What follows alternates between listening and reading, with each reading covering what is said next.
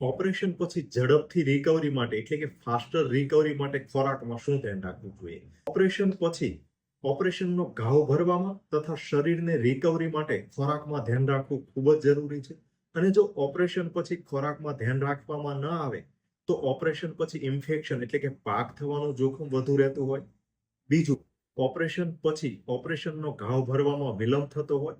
અને ત્રીજું, ઓપરેશન પછી નબળાઈ લાંબા સમય સુધી રહે એટલે કે રિકવરી આવવામાં વધુ સમય લાગતો હોય, રિકવરી ધીમી થતી હોય. તો ઓપરેશન પછી ખોરાકમાં ધ્યાન રાખવું ખૂબ જ મહત્વનું છે.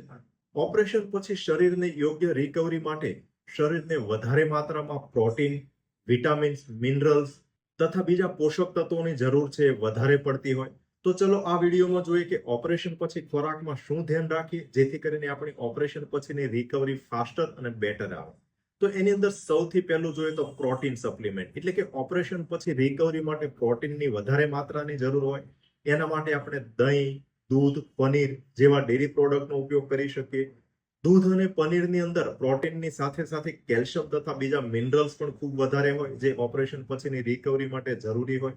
આ ઉપરાંત દહીંની અંદર પ્રોબાયોટિક હોય જે આપણે પાચન તંત્રને સ્ટેબિલાઇઝ કરે તથા આપણું પાચન છે સુધારે જેના લીધે ઓપરેશન પછી રિકવરી આવવામાં ફાયદો થતો હોય. આ ઉપરાંત પ્રોટીનનો બીજો સોર્સ છે મગ, તુવેર, ચણા, મસૂરની દાળ. આ પ્રકારના દરેક કઠોળમાં પણ પ્રોટીન છે ભરપૂર માત્રામાં હોય તો આ પ્રકારના કઠોળ છે એ પણ આપણે બાફીને કે ફણગાવેલા કઠોળના સ્વરૂપમાં લઈ શકીએ. પ્રોટીન માટેનો ત્રીજો સોર્સ છે સોયાબીન. સોયાબીન છે એ પણ આપણે કઠોળ તરીકે રોસ્ટેડ કે બાફેલા સોયાબીન, આ ઉપરાંત સોયા મિલ્ક કે ટોફુ સ્વરૂપે પણ લઈ શકીએ જેની અંદર પ્રોટીન છે ખૂબ જ સારા પ્રમાણમાં હોય છે. આ ઉપરાંત પ્રોટીનનો ચોથો સારો સોર્સ છે બધા જ પ્રકારના ડ્રાયફ્રૂટ. તો આ પ્રકારના પ્રોટીન છે આપણે ઓપરેશન પછી વધુ લેવા જોઈએ. આ ઉપરાંત ઓપરેશન પછી સારી રિકવરી માટે બીજું મહત્વનું છે વિટામિન્સ અને એન્ટીઓક્સિડન્ટ. વિટામિન અને એન્ટીઓક્સિડન્ટ માટે બધા જ પ્રકારના ફ્રૂટ્સ અને વેજીટેબલ્સ એટલે કે શાકભાજી લઈ શકાય. ફ્રૂટ્સમાં ખાસ કરીને પપૈયા, મોસંબી, લીંબુ, ઓરેન્જ આ પ્રકારના ફ્રૂટ્સ જેને ખાટા સાઇટ્રસ ફૂડ કહીએ એ પ્રકારના ફ્રૂટ છે વિટામિન સી થી ભરપૂર હોય છે. ઓપરેશન પછી વિટામિન સી યુક્ત ખોરાક છે ઘાવને ભરવા માટે તથા આપણને ઇન્ફેક્શન ઓછું થાય એટલા માટે આપણી ઇમ્યુનિટી એટલે કે રોગ પ્રતિકારક શક્તિ વધારવા માટે ખૂબ જ મહત્વના હોય છે. મોટાભાગના લોકોની માન્યતા એ હોય છે કે ઓપરેશન પછી આપણે ખાટું ના ખાવું જોઈએ, પરંતુ ખરેખર આ પ્રકારના ખાટા ફ્રૂટ્સ છે એ ઓપરેશન પછી રિકવરીમાં તથા ઓપરેશન પછી ઇન્ફેક્શન ઓછું કરવામાં ખૂબ જ મદદરૂપ થતા હોય છે. આ ઉપરાંત બીજું છે ગ્રીન લીફી વેજીટેબલ્સ એટલે કે લીલા પાંદવાળા શાકભાજી. ઓપરેશન દરમિયાન ઓપરેશનમાં જે બ્લડ લોસ થયેલો હોય એટલે કે લોહીના ટકા ઓછા થયા હોય એ ભરપાઈ કરવા માટે લીલા પાંદવાળા શાકભાજીમાં આયરન તથા મિનરલ છે ખૂબ જ સારા પ્રમાણમાં રહેતા હોય.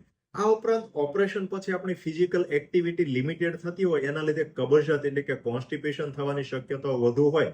જો આપણે આ પ્રકારના ગ્રીન લીફી વેજીટેબલ્સ એટલે કે લીલા શાકભાજી વધુ લઈએ તો આપણને કોન્સ્ટિપેશન થવાની શક્યતાઓ પણ ઓછી રહેતી હોય. ઓપરેશન પછી ફાસ્ટર અને બેટર રિકવરી માટે શરીરમાં પૂરતી એનર્જી હોવી ખૂબ જ જરૂરી છે. આ પ્રકારની એનર્જી માટે આપણે અમુક હેલ્ધી કાર્બોહાઈડ્રેટ જેવા કે રોટલી, ખીચડી, દલિયા આ પ્રકારના જે કાર્બોહાઈડ્રેટ જે પચવામાં સરળ હોય એ પ્રકારના કાર્બોહાઈડ્રેટ એ લેવા જોઈએ જેથી કરીને ઓપરેશન પછી રિકવરી માટે આપણા શરીરની અંદર એનર્જી જળવાઈ રહે. આ ઉપરાંત ચોથું ઇમ્પોર્ટન્ટ છે હેલ્ધી ફેટ એટલે કે અમુક પ્રકારની ફેટ્સ છે સારા પ્રકારની ફેટ્સ હોય એ વધુ લેવી જોઈએ. એની અંદર ખાસ એના સોર્સ માટે જોઈએ તો આપણે બધા જ પ્રકારના નટ્સ, સીડ્સ, ઘી ખાસ કરીને ગાયનું ઘી, આ ઉપરાંત તલ, sunflower oil, pumpkin seed, flax seed એટલે કે અળસી આ પ્રકારના હેલ્ધી ફેટ છે એના સોર્સ છે એ પણ આપણે વધુ લઈએ જે ઓપરેશન પછી બેટર રિકવરી માટે ખૂબ જ મહત્વનું હોય છે. છેલ્લું અને સૌથી અગત્યની વસ્તુ છે હાઇડ્રેશન. ઓપરેશન પછી પ્રોપર રિકવરી માટે શરીરમાં પૂરતું હાઇડ્રેશન એટલે કે શરીરમાં પૂરતું પાણી હોવું ખૂબ જ જરૂરી છે. જો શરીરની અંદર પૂરતું હાઇડ્રેશન ના હોય તો તમે ગમે એવા વિટામિન, પ્રોટીન કે મિનરલ્સ લેતા હો તો પણ એમનું યુટિલાઇઝેશન છે શરીરમાં પ્રોપર ના થઈ શકે. એટલે શરીરમાં પ્રોપર હાઇડ્રેશન હોવું ખૂબ જ મહત્વનું છે અને એના માટે વધારે પુષ્કળ પ્રમાણમાં પાણી, લીંબુ પાણી, નાળિયેર પાણી, મોસંબી જ્યુસ તથા બીજા ફ્રૂટ જ્યુસ આ પ્રકારનું પ્રવાહી છે આપણે બને ત્યાં સુધી વધુ લેવું જોઈએ. હવે ઓપરેશન પછી આ પ્રકારના ખોરાક વધુ લેવા, પરંતુ એની સાથે સાથે એ જોઈએ કે ઓપરેશન પછી કેવા ખોરાક ન લેવા જોઈએ.